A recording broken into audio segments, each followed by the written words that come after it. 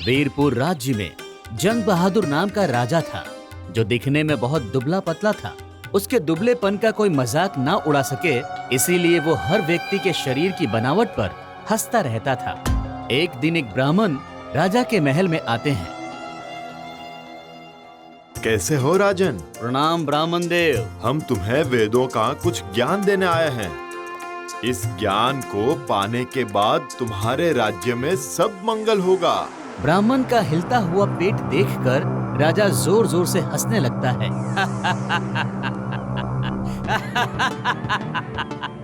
आप कुछ समय के लिए चुप हो जाइए ब्राह्मण देव। हम तुम्हारे सामने जन कल्याण और ज्ञान की बातें कर रहे हैं और तुम हंस रहे हो। मैं हंस आपके ज्ञान पर नहीं, आपके पेट पर रहा हूँ, जो आपकी हर बात पर आपसे पहले बोलने की कोशिश कर रहा है।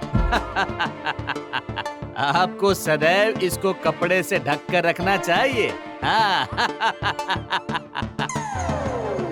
ठीक है राजन, अब तुम हर दिन इस अपमान का बोझ उठाओगे। जैसे तुमने मेरे शरीर को लेकर मजाक उड़ाया है, तुम प्रतिदिन जब सुबह उठोगे तो अपने नगर के बीच में निवस्त्र मिलोगे।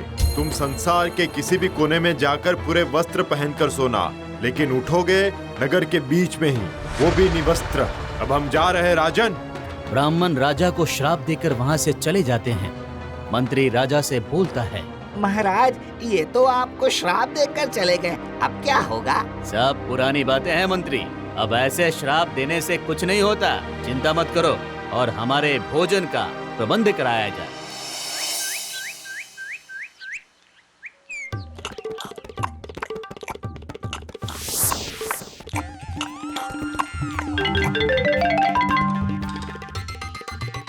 भोजन में कोई कमी तो नहीं है ना महाराज? कमी तो एक ही है कि हम थोड़े और तंदुरुस्त हो जाएं।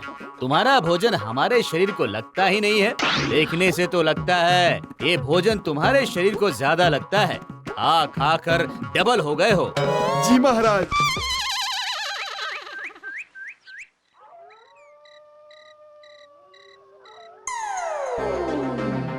राजा अपने बेड पर बैठा सोने की तैयारी कर रहा था। अचानक उसके कान में ब्राह्मण की आवाज आती है, नगर के बीच निवस्त्र मिलोगे। भला मैं अपने महल से कैसे जाऊंगा नगर के बीच? आजकल डराने के लिए कुछ भी बोल देते हैं लोग। राजा ब्राह्मण के श्राप को गुस्से में कही बात समझकर सो जाता है।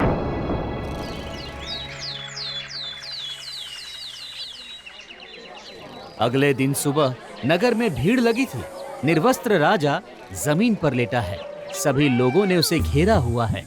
पतला दुबला शरीर, राजा की आंखें खुलती है। सभी नगरवासी राजा को घूर रहे थे।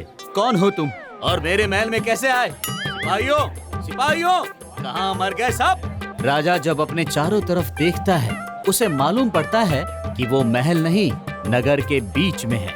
हाँ? हम यहाँ कैसे आए? अरे ये तो कोई पागल लगता है। महल में सूचना देकर इसे नगर से बाहर निकलवाओ। मंत्री राजा को देखने राजा के महल में जाता है। वो देखता है राजा अपने बेड पर नहीं है। मंत्री सिपाहियों को बुलाता है। सिपाहियों, सिपाहियों, महाराज कहाँ हैं? कुछ खबर नहीं मंत्री जी।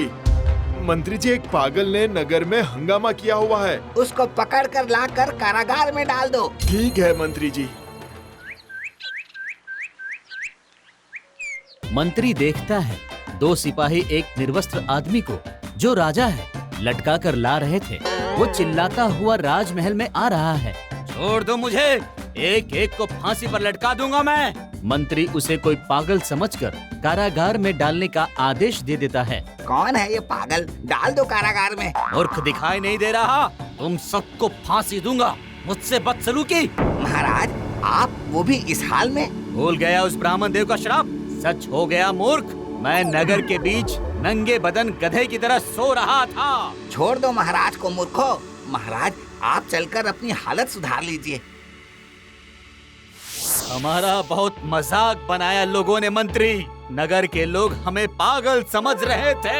आज हमारे आसपास कड़ा पहरा होना चाहिए, जिससे आज रात कुछ गलत ना हो। आप चिंता मत कीजिए, मैं सभी सिपाहियों को आपके कक्ष के बाहर ही खड़ा कर देता हूँ। वो रात में सख्त पहरा देंगे। ठीक है।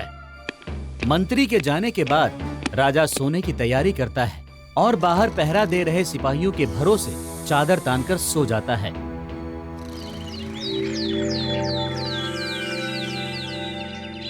अगले दिन सुबह राजा के चेहरे पर सूरज की धूप पड़ती है और एक कौआ राजा के सर पर मंडरा रहा था, कांव कांव करते हुए।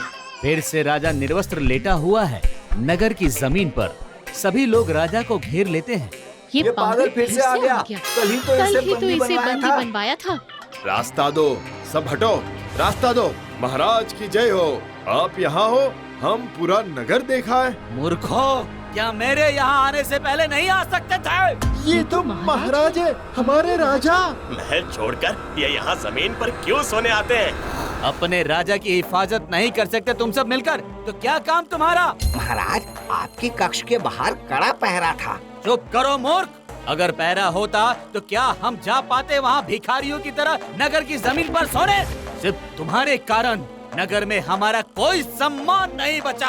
आपके गायब होते ही मैंने तुरंत सभी सिपाहियों को नगर के लिए रवाना कर दिया था। मूर्ख, हमारे गायब होने से पहले क्यों नहीं किया? अब से हमारा आदेश है, तुम हमारे साथ सोओगे, हमारे साथ हमारे पलंग पर। लेकिन महाराज, मैं आपके साथ कैसे सो सकता हूँ? मैं तो शादीशुदा हूँ, मैं घर जाकर सोता हूँ। अगर तुमने हमारी बात नहीं मानी तो हम तुम्हें मृत्यु दंड देंगे मूर्ख। तुम हमारे साथ सोओगे तो तुम्हें पता रहेगा हम कैसे जाते हैं वहाँ, समझे? समझ गया महाराज, क्या बुद्धि है आपकी। इस बार राजा मंत्री को अपने साथ अपने पलंग पर सुला लेता है ताकि फिर से वो नगर के बीच जमीन पर ना पड़ा मिले। देखो मंत्री, एकदम चौकन्ने रहना, जरा भी गड़बड़ लगे तुरंत उठ जाना। जो आ गया महाराज।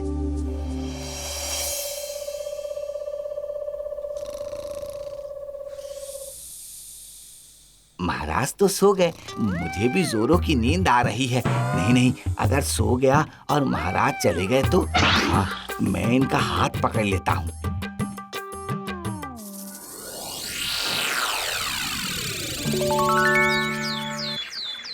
हमेशा की तरह इस बार भी राजा नगर की जमीन पर निर्वस्त्र लेटा है। राजा की आंख खुलती है तो एक आदमी चाय का कुल्हड़ राजा की तरफ करता है। ये लो महाराज चाय। हम सब यहाँ खड़े होकर आपके जागने का ही इंतजार कर रहे थे। हाँ महाराज, वैसे तो आपके दर्शन जल्दी से नहीं होते थे, अब तो सामने ही हो जाते हैं आँखों के। गांव की कुछ समस्या है महाराज, जो कभी आप तक पहुंची ही नहीं। मंत्री! क्यों मंत्री, तुम्हें जागने के लिए रखा गया था या मेरे साथ सोने के लिए? महाराज, मैंने आपका हाथ पकड़ा हुआ था। तो फिर हम नगर कैसे पहुँचे? शायद नींद में छोड़ दिया होगा महाराज। मूर्खों सब, मूर्खों से पूरा महल भरा हुआ है। महाराज, मेरे पास एक उपाय है। रखो।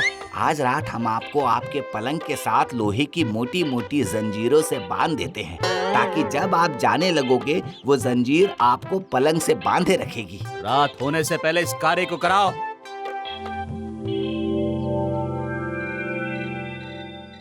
इस बार राजा खुद को पलंग से बंधवा लेता है। राजा को ये भ्रम था लोहे की मोटी मोटी जंजीरें ब्राह्मण के श्राप को रोक लेगी। महाराज, ये यहाँ का मशहूर लोहार है, ये आपको पूरी तरह बांध देगा। ठीक है, जल्दी करो, हमें अच्छे से हमारे पलंग से बांध दो। चिंता मत करो महाराज, ऐसे जंजीर बांधूंगा कि सुबह तक काटनी पड़ेगी, तभी आप इस पलंग से उठ पाएंगे। ठीक है।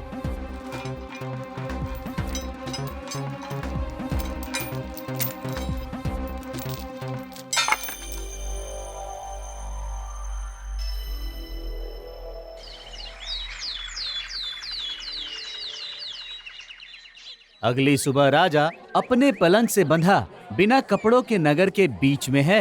राजा आंखें खोले बिना अपने चारों तरफ हाथ लगाता है तो उसे महसूस होता है वो बिस्तर पर ही है। राजा को खुशी महसूस होती है। राजा बिना आंखें खोले बोलता है, लगता है इस बार मैं अपने कक्ष में ही हूँ। काम कर गया मंत्री का उपाय। और तभी सभी लोग राजा की जय जयकार करने लगते हैं। महाराज की जय हो, महाराज जाग जाए। ये महाराज अपने पलंग के साथ बंधे हुए क्यों लेटे हुए हैं? मंत्री, मंत्री, खोलो हमें। उन ब्राह्मण देव को ढूंढो मंत्री, अब ये श्राप उन्हीं के खत्म करने से खत्म होगा। हम उनसे नाक रगड़ के क्षमा मांगेंगे। मैं अभी सिपाहियों को भेजकर उनका पता लगाता हूँ। निराश हताश राजा निर्वस्त्र अपने सिंहासन पर बैठा ब्राह्मण देव के आने का इंतजार कर रहा था। तभी मंत्री राजा के पास आता है। महाराज, वो ब्राह्मण देव का कहीं पता नहीं चला, पूरा नगर छान लिया। अब ऐसे ही पूरा जीवन व्यतीत करना होगा मंत्री। वो सब तो ठीक है, परंतु आप कपड़े तो पहनो महाराज। क्या होगा पहनकर? कुछ देर में तो उतर ही जाएंगे। नगर के सामने तो कोई सम्मान रहा नहीं।